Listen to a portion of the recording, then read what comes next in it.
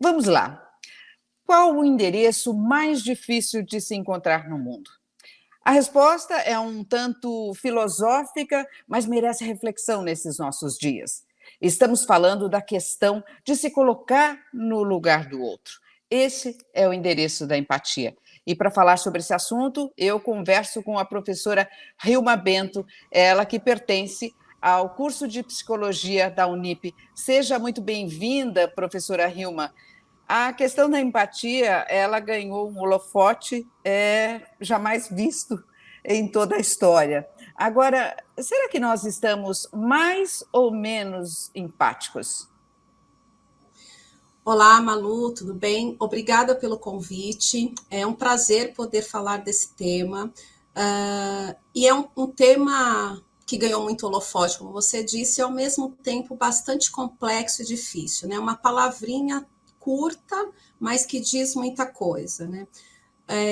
Se nós nos tornamos mais empáticos ou não, eu diria a você que não dá para a gente mensurar isso, mas talvez nós estamos no momento de maior reflexão sobre a importância da empatia.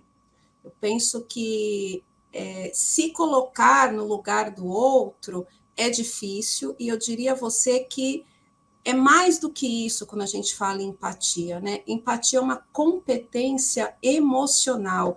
É preciso que eu consiga me conectar com o que a outra pessoa está sentindo. Então, isto vai além de se colocar no lugar do outro. Ah, palavrinha-chave, né? Quer dizer, é sentir, né? A questão não é só, o que que eu faria se eu tivesse nessa situação? Vai além disso, né, professora?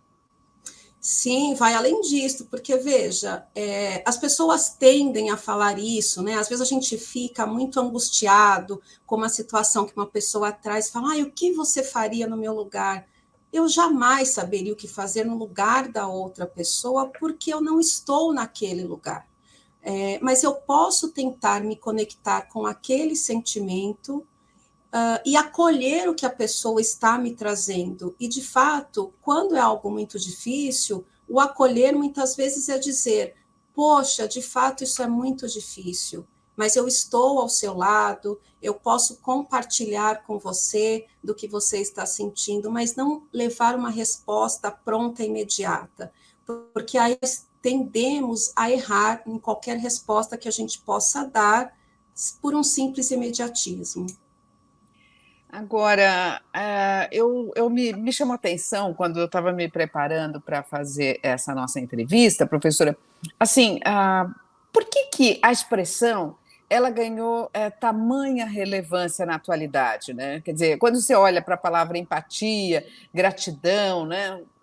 É algo muito emblemático para nós, né? Você olha e vê que você está falando, já caiu no lugar comum, você já vai falando, já está nos nossos dias. E por que, essa expressão, a empatia, ela ganhou essa notoriedade? Veja, Malu, eu penso que nós estamos, de fato, vivendo um momento bastante difícil se a gente pensar na interação entre as pessoas, na incapacidade de algumas pessoas de reconhecerem o lugar de outras pessoas, de reconhecerem que outras pessoas têm direitos. E aí, por conta disso, eu imagino que isso tenha se tornado muito notório. Em várias discussões a gente fala disso, em vários espaços, no trabalho, na família. Penso que nós estamos no momento de que é muito importante que as pessoas reflitam sobre as relações interpessoais. Agora, como é que eu exercito essa virtude? Bom, acho que uma das primeiras coisas que nós devemos pensar, aspecto bem relevante, é a nossa percepção e a nossa capacidade de ouvir o outro. E isso não é fácil, né? A escuta, uma escuta apurada faz com que nós tenhamos menos julgamento de uma outra pessoa, de uma outra situação. Então, assim, dar espaço para ouvir opiniões que sejam diferentes das suas é um exemplo disso. Evitar piadas e palavras maldosas que possam ser ali desrespeitosas com uma outra pessoa, e sempre refletir sobre a nossa ação. Qualquer ação que nós tenhamos, ela tem um efeito na vida de uma outra pessoa. Nenhuma ação, ela passa despercebida e não causa nenhum impacto, sempre tem um impacto. Então, assim, deixar a arrogância de lado, procurar ser humilde, acho que são alguns dos exemplos para que a gente possa exercitar a empatia no nosso cotidiano. Ô, Hilma, mas assim, que diferença faz a empatia, o papel da empatia nas nossas vidas? Onde que a gente fica melhor? Como é que a gente nota que está sendo mais cuidadoso com o outro? Onde que a gente nota, eu diria para você que na resposta do outro, né? Eu penso que aqui até um exemplo para a gente saber a diferença de empatia e simpatia, por exemplo. Né? Então, assim, notar isso. Às vezes eu falo alguma coisa por falar, porque eu estou procurando simplesmente ser simpática com alguém. Mas se eu não me conectei ao sentimento da outra pessoa, eu não estou sendo empático. Né? Então, me deparar com uma situação difícil, eu vou trazer um exemplo para você. Eu encontro uma pessoa que me relata que ela perdeu uma pessoa que ela amava muito, esta pessoa morreu, por exemplo. Aí eu posso, querendo ser simpática, simplesmente dizer: mas você ainda tem outras pessoas à sua volta. Bom, eu não estou conectada ao que a pessoa sentiu, porque perder alguém que a pessoa ama, eu deveria me perguntar se eu sei o que é isso primeiro. Se eu já passei por essa experiência, talvez eu saiba melhor. E se eu não passei, eu posso simplesmente dizer que é muito difícil, mas não simplesmente dizer algo ali no vazio. É verdade, né, professor? Outro dia eu vi uma mãe, é, uma situação de morte de um colega de escola, e aí ele falou para a mãe: mãe, como eu faço para ir lá? Eu não consigo. Era a primeira vez, né, que ele passava por isso, né? E aí a mãe falou: filho, vai lá, dá um abraço no seu amigo e se coloca à disposição dele, sabe? Do tipo, valeu, eu estou aqui, sabe? Encosta no peito dele, né? Abraça, dá aquele calor. E é isso que você pode falar, não tem o que falar, filha. Eu achei interessante quando eu ouvi essa mãe dizendo, eu até me emocionei, né? Porque assim, é um ensinamento até para gente grande mesmo, né? Porque às vezes você quer falar, falar, e às vezes não é nem hora de falar, mas é a sua ação, né, o Hilma? Exatamente, né? E esse exemplo que você deu, eu acho bastante oportuno, que você trouxe exemplo de criança, a criança ela tem uma capacidade de aprendizado muito mais fácil do que o nosso, quando nós já somos adultos, e são nessas pequenas ações que a gente, ou nessas pequenas situações que nós podemos ensinar as crianças a empatia, que é isso que esta mãe disse: vá lá e dê um abraço. E o silêncio, às vezes, ele é muito acolhedor, muito mais do que uma palavra que foi colocada no momento inoportuno. Então, o silêncio, ele diz muito, né? Eu posso acolher alguém e ser empático também no silêncio. O Hilma, como é que você percebe no seu consultório, por exemplo, ou em sala de aula, ou quando você tá falando sobre esse assunto, quando que você percebe que a gente, o ser humano, ele saiu da zona de conforto dele, onde ele está acostumado, para começar a se colocar no lugar do outro? Porque, como é que a gente observa isso na gente mesmo e nas outras pessoas? Como é que tem sinais que a gente pode verificar? Olha, acho que tem alguns, mas como eu disse para você lá no início, é difícil porque demanda muita reflexão. Para eu saber se de fato eu estou sendo empática, eu penso que eu devo perguntar para a pessoa: olha, eu disse isso, me posicionei, tá ok, não tá? E quando de fato a gente é empático, a gente percebe uma proximidade maior da pessoa. Porque se tem uma conexão que ela é emocional, então essa pessoa tende a se aproximar mais. Quando você falou de uma situação de sala de aula, então vamos lá, porque acho que esse é um exemplo muito presente no meu cotidiano. Se eu tenho algum aluno com uma necessidade especial, seja ela qual for, já que a gente hoje em dia lida muito com a questão da inclusão, incluir este aluno não é simplesmente dizer, olha, ele vai ser incluído neste espaço, mas o que eu posso fazer enquanto educadora para incluí-lo de fato? É a cada dia, numa situação do cotidiano, perguntar se ele está conseguindo acompanhar e se sentir incluído ali naquele espaço, nas atividades propostas. Isto é uma possibilidade que eu tenho, checar com a outra pessoa. Agora, quando você tem uma relação, vamos dizer, de empatia entre os transtornos, por exemplo, de personalidade, né? Porque hoje você tem aí uma classificação bem grande desses transtornos que se verificam no nosso dia a dia, né? Mas assim, quando você fala desses transtornos, como que você consegue se colocar no lugar do outro? É uma situação difícil aí, né, professora? Olha, Malu, a gente tem que fazer uma separação, acho que didática, para uma compreensão melhor, que é assim, todos nós, pessoas comuns, enfim, que não têm ali nenhum diagnóstico de nenhum transtorno, podemos, em algum momento, ter um comportamento meio narcisista, né? Mas o que vai diferenciar de uma pessoa que tem, de fato, um diagnóstico de um transtorno é a intensidade e frequência com que aquele comportamento vai se repetir. Então, por exemplo, uma pessoa que tem um transtorno mesmo narcisista, ela não vai conseguir, por exemplo, valorizar alguém, porque o centro está totalmente nela mesma. Ela supervaloriza as próprias habilidades em detrimento da habilidade de qualquer outra pessoa. Ela vai buscar a todo momento validar aquilo que ela faz como sendo muito importante, não suporta nenhum tipo de crítica, nenhum tipo de fracasso. É insuportável para esta pessoa quando ela tem esse transtorno aí narcisista. E aí, é claro que junto com isso vem esta falta de empatia. Então, eu diria assim, são pessoas que não é que elas não querem ou que elas esquecem de ser empáticas, elas não conseguem. Acho que essa é uma grande diferença.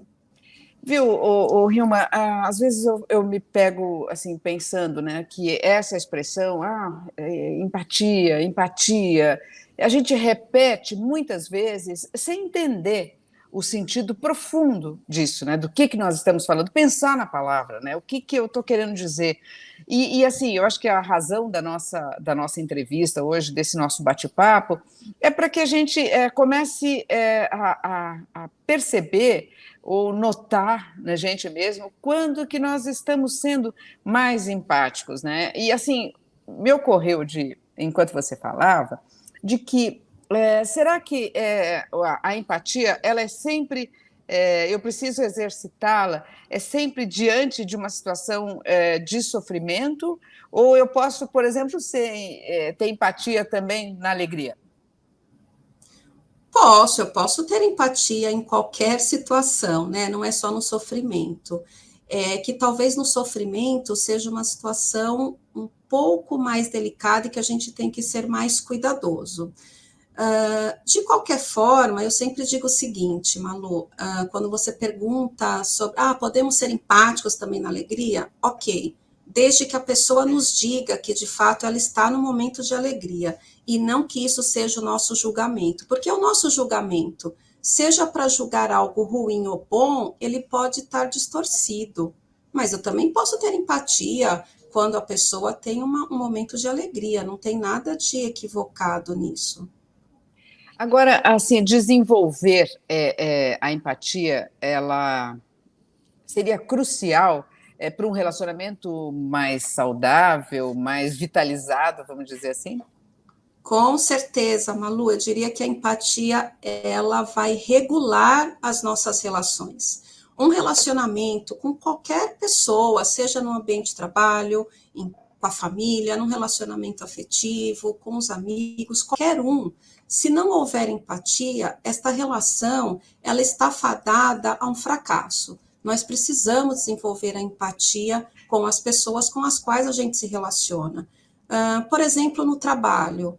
No trabalho, se as pessoas não tiverem empatia com os colegas de trabalho, isso vai impactar diretamente na realização de qualquer atividade laboral, na organização do próprio trabalho e, consequentemente, na produtividade, que é um dos focos aí importantes para uma empresa, para uma organização, seja ela qual for. Interessante isso que você abordou, professora, porque no ambiente de trabalho a gente nota que assim as relações estão mudando, né? Sobretudo com os mais jovens, né? Eles olham para a gente já de uma forma diferente, né? Quem já está aí no mercado já tem um tempinho, mas você nota que eles são cuidadosos. A gente nota que tem aí algo de novo no ar. E quando a gente... Outro dia aconteceu assim que uma menina que trabalha comigo, aí era aniversário dela e eu não pude ir. Eles foram comemorar na hora do almoço e eu estava ocupada e não pude ir.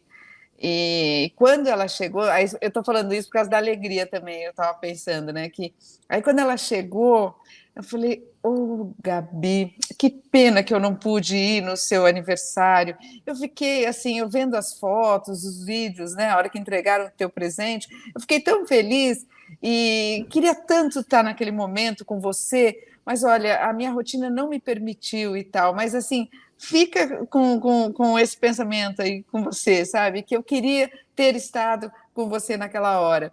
E aí ela falou assim, isso tá me emocionante que eu vou chorar. Achei tão bonitinho, porque você vê, a pessoa, eu também me coloquei, e eu senti de verdade vontade de estar lá, quando eu vi aquele vídeo e tal, quer dizer, o contrário disso seria, vamos dizer, ter inveja de não ter estado lá, não. Aí, quando eu revelei, quando eu soltei essa declaração para ela, eu senti que ela sentiu o que eu senti. É interessante isso, né, professora? Aí a gente está falando, parece que o coração fala com o coração mesmo, né? Exatamente, acho que esse exemplo é muito bom, porque quando você traz esta situação, você disse para ela que sentiu. É diferente você dizer para a pessoa assim, você quer ver o inverso? Eu sei que você ficou chateada que eu não fui. Não, você não sabe que a pessoa ficou chateada, ela não falou nada. É muito diferente quando você volta para você e diz, olha, eu gostaria muito, mas eu não pude ir. E isso serve para N situações, porque quando você diz que você sentiu, aí você está falando de algo que se conecta ao que a pessoa também sentiu. Se ela queria muito que você fosse, de verdade ela ficou triste mesmo no momento alegre, ou sentiu sua falta. E aí você valida para ela, olha, é legítima a falta que você sentiu, porque eu também senti falta de ter ido. E, no mínimo, você já fala o que você está sentindo, como ela vai receber. Também não dá para cuidar de tudo, Sim. né, professora? Mas quando, eu diria assim, olha, quando nós estamos de fato falando com sinceridade, isso é perceptível para outra pessoa. Né? Então, você falou de verdade, é o que você sentiu, e você tinha uma justificativa que impossibilitava a sua estada ali naquele momento. Né?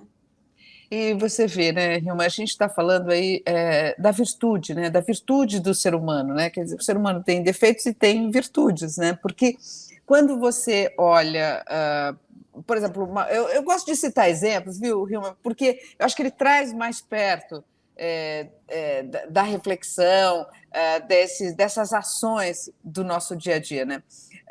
Outro dia, uma pessoa estava contando uma história e eu disse assim, foi aquela vez que você fez isso, assim, assim, assim. Ela falou, não. Eu falei, não, aquela vez que você... Ela disse, não. Aí eu insisti mais uma vez, você não estava com aquela roupa, assim, assim? Não. Aí ela virou para mim numa atitude, vamos dizer, firme e disse, olha, eu que estou contando a história. né? Você não é essa que você quer contar, né? Então, assim, às vezes a gente também não tem essa capacidade de se ouvir. Aí eu coloquei a bola no chão e disse: ai, você me perdoe, eu realmente estou errada, desculpa, quem está contando a história é você, me perdoe. E a hora que eu falei isso, ela contou a história, ela aceitou o meu pedido de perdão, não foi nem desculpas, eu pedi perdão. Então, quando você fala assim também, você percebe que. Aí eu falei, eu vinha de um momento estressado, no almoço, conversando, 3 vezes, professor. Quer dizer, é não ouvir, né? É não ouvir. Eu acho que esse exemplo que você trouxe é um exemplo assim do que não devemos fazer, né? Que é você partiu muito do seu ponto de vista e ficou insistindo ali. Não, mas não é aquele dia. Não, não é. Se simplesmente você tivesse parado um instante para ouvir ela contar tudo, aí você teria se conectado à necessidade dela. Você falou desse exemplo, eu lembrei de um outro que numa situação com uma criança, que aí foi relatado ali que a criança ela não gosta muito de interagir com pessoas e ela estava lá com uma dificuldade para realizar uma atividade num jogo, numa brincadeira. Talvez numa atitude mais impulsiva, qualquer pessoa iria lá e falava, deixa eu te ajudar, e aí pegaria aquela peça do jogo, montaria para a criança, mas isso ela iria ficar estressada, nervosa, enfim. Na ocasião, qual foi a conduta que eu tive? Olha, eu estou aqui do seu lado. Se você quiser, a tia pode te ajudar. Aí a criança olhou para mim e falou, pode ajudar, tia. E aí eu ajudei a criança. Então, veja, era um momento ali de dificuldade, a ação da ajuda foi a mesma, talvez de uma outra pessoa, mas o cuidado em pedir a permissão, se eu poderia ou não ajudar, isso fez toda a diferença na reação da criança. Isso é a escuta. E você vê, né, com a criança, eu acho que assim, o Fernando Pessoa tem um poema que diz, né, o melhor do mundo são as crianças mesmo, né? Então, assim, quando você vê, não sei se a gente tem que sempre lidar com essa criança, né, professora? Porque você sabe que quando você ensina ou quando você se relaciona com a criança, parece que você está se ouvindo, né? Parece que a lição, ou a dica, ou a sugestão, ela é muito mais para o adulto do que para a criança, né? Pode ser, eu acho que a gente tem que se conectar em vários momentos, né, com este lado criança que todos nós temos, e eu gosto muito do exemplo com criança, porque a criança ela é mais espontânea, ela já tem menos defesas do que um adulto, então se ela não gosta, a tendência é que ela demonstre muito mais imediatamente do que um adulto que às vezes usa uma plástica assim social para disfarçar a própria emoção. A criança não, ela vai expressar com muito mais facilidade o que ela está sentindo naquele momento. Agora, voltando, eu queria também, tá me ocorrendo aqui a questão de que você falou, às vezes, no ambiente de trabalho, né? Como é importante mesmo, mesmo essa criança, a gente não pode perder de vista também isso que a gente lida no nosso dia a dia e levar, por que sim, o ambiente de trabalho ele tem que ser diferente e você não pode ser gentil como você é numa relação pessoal, né? Porque o que vai fomentar esse trabalho saudável vamos dizer, é o comportamento nosso individual e diário, né? Sim, existe talvez uma certa confusão, Malu, das pessoas. Nós sabemos que, por exemplo, no mundo corporativo, as organizações, de forma geral, elas são bastante competitivas, né? De um mesmo ramo de atividade, enfim, eles querem saber quem são os concorrentes, e aí tem uma certa competição. Mas, às vezes, as pessoas que trabalham numa mesma corporação se esquecem que a competição, dentro de um mesmo ambiente de trabalho, ela só vai gerar um clima muito difícil de relacionamento entre as pessoas. Então, exercitar ali a troca de gentileza, a empatia no ambiente de trabalho, falar, usar termos que de fato sejam acolhedores e não sejam agressivos, vai fazer muita diferença no ambiente de trabalho e vai fazer com que as pessoas se sintam muito mais com prazer de estar naquele lugar do que o contrário, né? Então, um ambiente de trabalho que não é permeado por relações empáticas e harmônicas, vai se tornar muito difícil das pessoas estarem ali. Agora, como é que você leva, saindo do mercado de trabalho e indo para a sala de aula, né? Como é que você leva esse conceito, né, tão atual? Como é que você leva hoje ele para os seus alunos? Olha, tem uma frase que às vezes os alunos até brincam, que eu falo bastante, quando eles às vezes querem algumas respostas imediatistas, eu falo, não sabemos ainda, vamos ouvir melhor, vamos analisar melhor essa situação, tirar os nossos julgamentos, para que aí a gente de fato entenda ali o que é que está acontecendo, né? Então, é fazer o menor número de inferência possível, para que a gente erre menos. Eu acho que numa sala de aula é algo muito trabalhado com os alunos, principalmente aqueles que estão na formação de psicologia, por exemplo. Porque essa formação, né, professora, porque eu até falei isso no início da nossa conversa, essa questão mesmo filosófica, uma questão filosófica e de reflexão mesmo para os nossos dias, né? Porque ontem eu estava vendo um Reels de um cantor, Arnaldo Antunes, e ele dizia assim, né, que nós precisamos mais de um tempo largo, né, porque o nosso tempo está só, né, a gente passa ali, passa, muda de assunto completamente. Ele falava isso na postagem dele, né, dizia assim que nós estamos tudo muito rápido, ágil, líquido, e vai indo, e vai indo, e vai indo. Assim, você muda de um assunto, você sai da filosofia, vai para a economia e vai para a atualidade e tal, e não tem esse tempo largo, esse tempo que você consegue olhar e refletir para saber como que a gente está se comportando, não automático, ser tirado automático, né, o Hilma?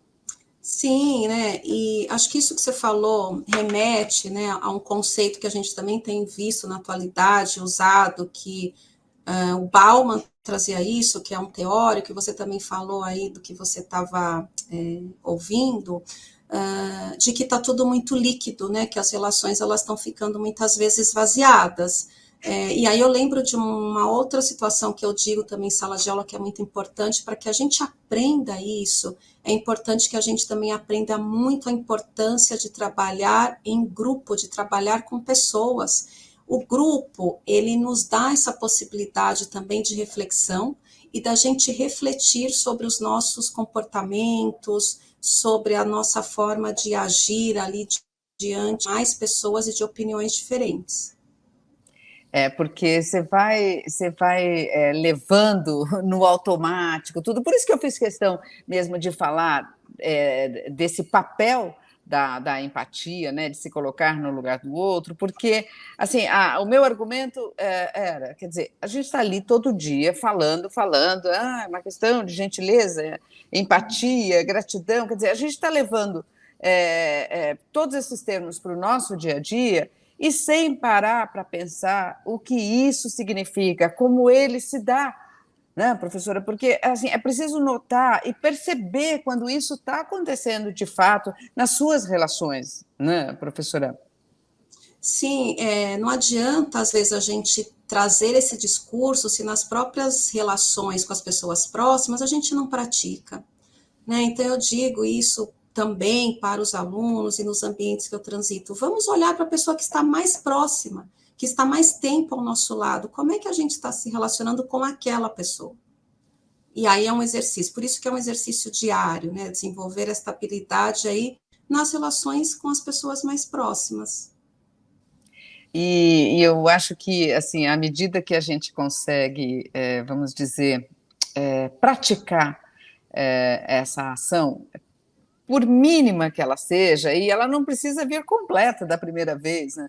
E você vai, assim, vai se colocando e vai se entendendo e vai experimentando. E quando você experimenta isso, assim, o grau de satisfação, e aí você, claro, conhece o assunto muito mais do que eu, mas assim, eu acho que assim, a alma, né, ela fica mais em paz, né, quando você pratica o bem, faz o bem, você exerce uma virtude, né? E não um defeito seu, né? Quando você consegue expor esse melhor, você está tornando o seu dia a dia melhor, a tua relação melhor, né, professora? Eu acho que assim é bom que a gente comece a se sensibilizar para o conteúdo da empatia, né? Sim, é por isso que eu digo que é sempre no cotidiano e não vamos acertar sempre, sabe, Malu? Mas é aí Hum. que a gente vai aprendendo. Em alguns momentos a gente pode, sem querer, falhar, mas dá uma sensação de muito prazer quando a gente percebe que de fato conseguimos se conectar com a outra pessoa, quando a outra pessoa diz, olha, foi muito importante isso que você fez ou isso que você disse, me acolheu naquele momento. Então acho que isso faz toda a diferença para o outro e para nós também. Ah, Hilma, foi uma conversa agradabilíssima, que reflexão importante. Quero agradecer muito a sua partilha, a sua contribuição para jogar luz, como eu costumo dizer, né? Sempre jogar luz sobre esse assunto. Muito obrigada, Hilma, e até a próxima. Obrigada, Malu. Até a próxima. Espero poder ter contribuído com a discussão desse tema. Tá bom. Obrigada, professora. Até mais. Tchau, tchau. Tchau.